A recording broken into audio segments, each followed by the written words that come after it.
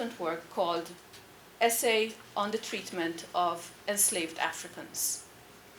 I think if you look on Google, you might actually find it in Google Books these days. If not, we have a copy of it at the archives.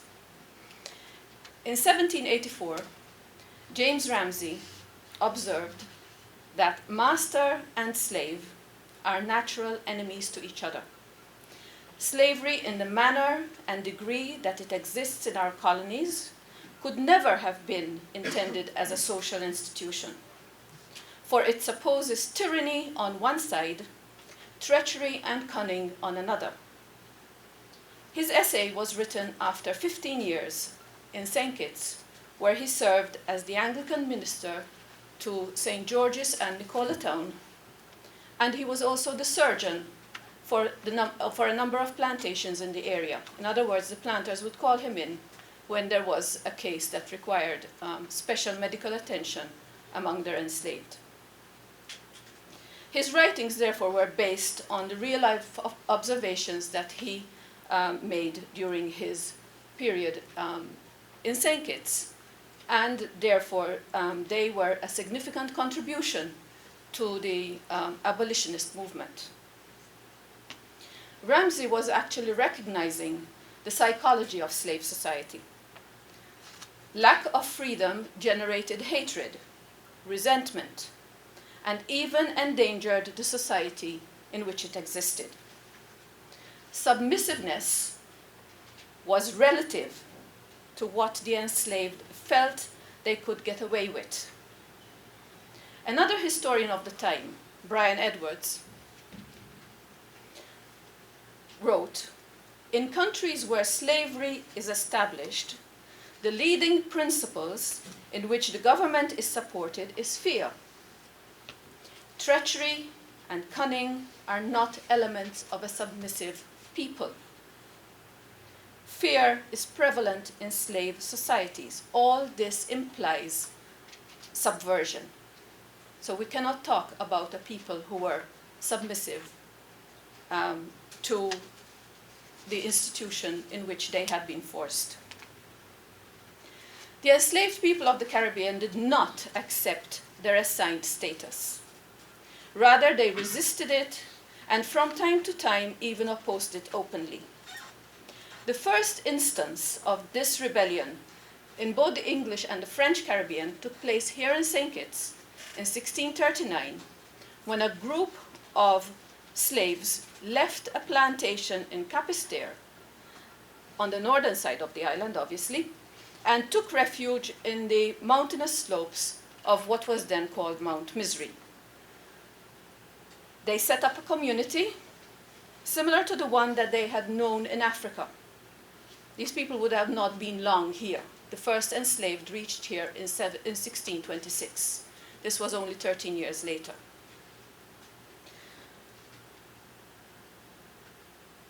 And from their stronghold, they raided the plantations. Obviously, Governor de Poncy, Capistaire was French at that time, did not like this, and sent his troops to bring order back into the district. There was, they managed to subdue the majority of them, but one individual who managed to gain legendary status because he held out for so long, was able to evade the troops that came in after him, although eventually he too was captured and executed brutally, very much in a similar way to the way the Knights of St. John, who de Poncy was one of them, used to quarter traitors in the Grand Harbor in Malta. Other rebellions were, during the period, were planned and sometimes even attempted, but success needed long-term planning and resourcefulness. At that time, resources rather than resourcefulness, both at that time rather in short supply. The small size of St. Kitts made it difficult for maroon communities to survive indefinitely, even on the less accessible slopes of the mountains and the Southeast Peninsula. But this did not stop the enslaved from trying. A law passed in 1722 mentions specifically Johnny Congo, Christopher, and Antigua Quamina, who had armed bands in these areas. Rebellion also ended the slave period in 1834. While in the neighboring islands, the new apprentices, as they were called after emancipation, attended church services for celebration and Thanksgiving, many in St. Kitts went on strike, some even joining the runaway Marquis of the Woods and his group of rebels, and they were in the Brimstone Hill area. This was provoked by the news that the enslaved in Antigua were going to be free immediately rather than go through an apprenticeship period, and also by the rumor that Lord Romney was going to free his slaves in the same way as the Antigua planters were going to do. So there was this fear that among the enslaved that their liberty was being withheld deliberately. In the Caribbean and the rest of the Americas, enslavement meant enforced labor for life and control over the physical self of the enslaved, even during periods when they were not working. The aim of these rebellions and others that failed to materialize was to do as much damage to the enslavers for as long as possible. They knew they weren't going to succeed, but they still tried. It was a protest costly in human lives, with very little hope of success, but it was a demonstration of the frustration felt by the victims of the system. Rebel slaves were often a small minority, but they had supporters among those who remained on the estates and who provided them with intelligence and food. What was it about Caribbean society that provoked such acts of desperation? The key probably lies within the legislation of the time. Legislation governing the everyday existence of the enslaved was designed to meet the needs of the planter. It was not a democratic society at all. There was an elite group and everything centered around them. The laws of the islands started from the assumption that slavery was legal and that it was transmitted automatically through the slave mother to her children. The enslaved were treated as property to be sold and bequeathed as their owners wished. All free men were more or less vigilantes. They were expected to police the enslaved, recapture runaways, administer corporal punishment, arrest those suspected of misdemeanors, demand to see permits to leave an enslaver's property, and question strangers. Plantation society lacked accountability. The same men who passed laws saw to their execution and sat in judgment. Judges who were not of the planter class still identified with its interests. This left the enslaved vulnerable to extremes. They were not allowed to move around without authorization, congregate in large gatherings, possess weapons, sound horns, or even practice rituals that were not known to their owners. Punishment was brutal. On the leased plantations of Orton and Foy's, these included the wearing of an iron collar for persistent runaways and baths in pepper water. By far the most popular form of punishment was the flogging of both males and females. Since the lashes were regulated by law, another set was usually administered the following day. Actual and threatened attacks on elite society were met with savage punishments which were partly caused by the harshness of the European penal system and partly by the paranoia that was generated by plantation society. Keep in mind, during this time, kids in England could be hanged for stealing a loaf of bread. If that could happen to their own people, imagine what could happen to people who they considered others. An enslaved woman on the Earl of Romney plantations, the one that was in Old Road, not the one in Bird Rock,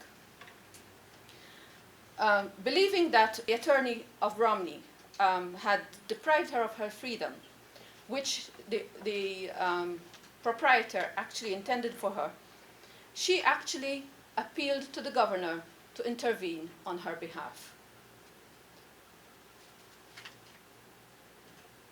On the other hand, you have James Stephen, who we've mentioned many times already, who earned a certain amount of trust, probably because of his standing in the community, from the enslaved. Stephen actually drew attention to the plight of the enslaved through his book, Delineating Slavery. And in it, he actually quotes from a plantation book for Foys and Ortons. These plantations, incidentally, belonged to Nathaniel Wells, who we just spoke about, who was born a slave but was set free by his father. Stephen noted that the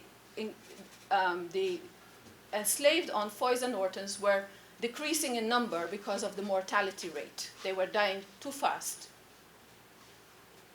The new lessee of the plantation, Terence Comerford, was neglecting the well-being of the slaves, and their number had declined by 39% over a period of 4 years. Stephen admits being a friend of William Wells, Nathaniel's father, and he was probably using this occasion to appeal to Nathaniel to be a bit more like his father and take care of the plantations, or take a closer interest in what was going on his plantations. By the end of the 18th century, slave owners were noticing a difference in the way their enslaved workers dealt with their condition. It was not that the desire for freedom had suddenly become fashionable among the enslaved. Rather, they were beginning to realize that society was slowly changing.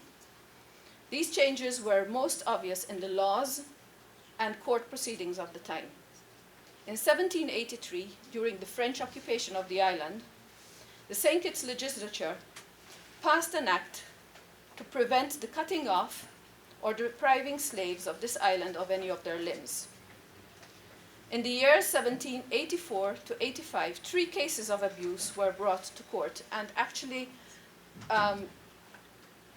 helped to generate interest in abolition in England.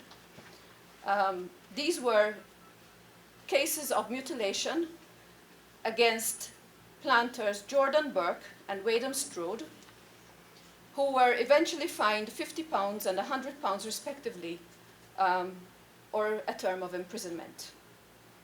Then in 1786, William Herbert was accused of ill-treating a 6-year-old boy and fined 14 shillings. Kittitian society was still a long way from putting serious value on the life of a human being. However, the cases did mark a turning point in the legal practice on the island and fueled, as I said, the abolitionist movement. No longer was a slave owner free to treat his enslaved workers as he wished. This gave the enslaved expectations that they formerly did not have. In 1798, the General Assembly of the Leeward Islands passed an act for effectually to provide for the support and to extend certain regulations for the protection of slaves, to promote and then encourage their increase and generally ameliorate their condition. What was happening here was they were beginning to realize that abolition was around the corner. So they figured ways of delaying it, also ways of trying to keep a viable labor force on the plantation. Through this act, the ill-treatment of slaves became a criminal offense. It also set out in minute detail the provisions of food, clothing, medical care, and attempted to encourage monogamy and child rearing. I think they're being called now natality laws, because they were directed at encouraging more births. The enslaved were still not allowed to give evidence in court, so enforcement was difficult. And there was no independent means of supervising the application of laws. In other words, there was no police force that was sympathetic to the enslaved who could actually look into all this. The change did, however, show that the enslaved were not without rights, and many of them would have done their best to find out what their entitlements were. Oral traditions hold that James Stephen played a major role in this. Enslaved Creoles learned to take advantage of the abolitionist movement. They became aware of their allies in the metropole. They also started to realize that they had some bargaining power and began using it to negotiate better terms for employment. Information on reforms picked up by the literate slaves who read newspapers, pamphlets, and by the domestic slaves who carefully listened to political conversations in the homes in which they served. The news of revolutions in France and in Saint-Domingue were extremely interesting to these people, and they were quick to spread it among their brothers and sisters on the estate.